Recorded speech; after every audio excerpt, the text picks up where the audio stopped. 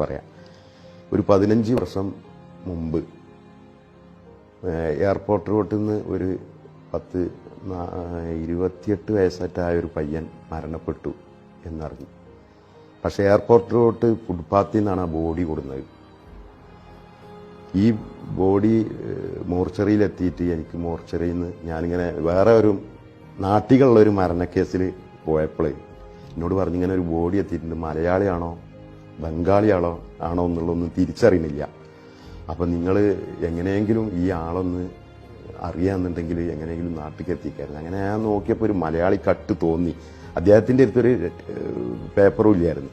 മരിച്ച ആളെ അടുത്തുനിന്നൊന്നും കിട്ടിയിട്ടില്ല, ഫുട്പാത്തിൽ നിന്ന് കിട്ടിയതുകൊണ്ട്. അങ്ങനെ ഞാൻ അന്വേഷണം നടത്തി. ഒരു ടാക്സിക്കാരൻ പറഞ്ഞ് ഞാൻ അന്ന് പത്രം ഉള്ളൂ, മാതൃഭൂമി മാധ്യമമൊക്കെ ഉള്ളൂ. പത്രത്തിൽ കൊടുത്ത് ഫോട്ടോസ് കൊടുത്ത് ഒരു ടാക്സിക്കാരൻ്റെ നമ്പർ കൊടുത്തിരുന്നു. ടാക്സിക്കാരൻ വിളിച്ചിട്ട് പറഞ്ഞ് എൻ്റെ നാട്ടുകാരനാണ്. അപ്പോൾ വളാഞ്ചേരി ഒരു ഉൾഗ്രാമത്തിലുള്ള മങ്ങാട് എന്ന് പറഞ്ഞ സ്ഥലത്ത്. അങ്ങനെ ഈ പയ്യനെ വിളിച്ച് ഇവരെ നാട്ടിലെ നമ്പർ കോണ്ടാക്ട് ചെയ്ത് നാട്ടിലേക്ക് പിന്നെ ഞാൻ ഈ മരിച്ച ആളെ വൈഫിനെ വിളിച്ച്.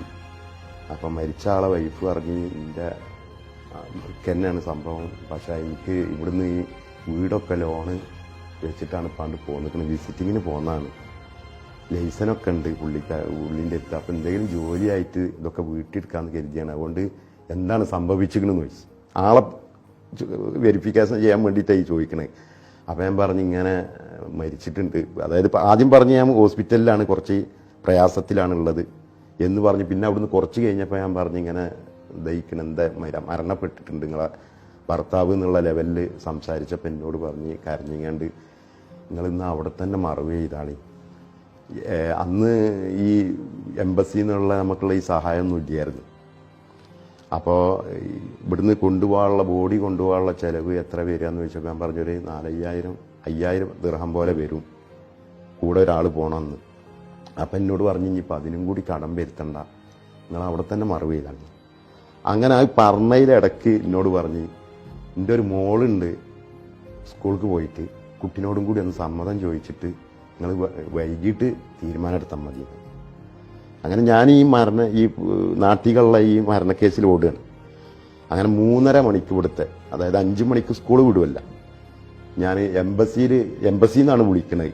എംബസിൻ്റെ പുറത്ത് പോയിട്ട് ഞാൻ ഈ വീട്ടിലേക്ക് വിളിച്ചപ്പോൾ പിന്നെ ഈ കുട്ടിക്ക് കൊടുത്ത് ടെലിഫോൺ.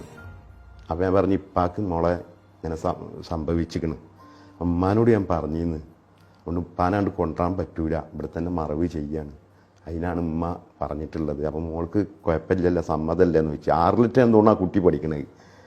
അപ്പം ആ കുട്ടി എന്നോട് പറഞ്ഞ് ഇക്ക പിന്നെ എൻ്റെ അപ്പാൻ്റെ അടുത്ത് ക്യാഷ് ഇല്ലായിട്ടല്ലേ, അതുകൊണ്ട് ഞാൻ പിന്നെ എൻ്റെ സ്കൂളിൽ ടീച്ചറോട് പറഞ്ഞിട്ട് ഒരു പിരിവ് നടത്തിയാൽ എൻ്റെ അപ്പാനെ കൊണ്ട് എത്തിക്കാൻ പറ്റുമെന്ന് ചോദിച്ചാൽ ഞാൻ ചോദിച്ചു പിരിവ് നടത്തുക? അത് എൻ്റെ ഫ്രണ്ട്സിന് ഇതേപോലെ വീടുണ്ടാക്കാൻ വേണ്ടിയിട്ട് എൻ്റെ ടീച്ചർ പിരിച്ചിരുന്നു. അപ്പം അതേമാതിരി ഞാൻ ടീച്ചറോട് പറഞ്ഞിട്ട് പിരിച്ചിട്ട് അയച്ചു തരുന്നത്. അത് കേട്ടപ്പോൾ എൻ്റെ ജീവിതത്തിൽ ഈ കുട്ടിൻ്റെയും വളരെ ഫീൽ ചെയ്തു. ഞാൻ ഈ സംസാരിക്കുന്ന സമയത്ത് എനിക്ക് പിടിച്ചു നിൽക്കാൻ പറ്റില്ല. അപ്പം ഈ കൂടെയുള്ള ആളുകൾ എന്നോട് പറഞ്ഞു ഞങ്ങൾ തരാം സഹായം, ആ ബോഡി എങ്ങനെയെങ്കിലും നാട്ടിൽ കെട്ടിക്കണം. അങ്ങനെ ആ ബോഡിയും കൂടെയുള്ള ആളെയും ഈ കൊടുക്കാനുള്ള ഈ ലോണും ഈ ടീം എനിക്ക് തന്നു.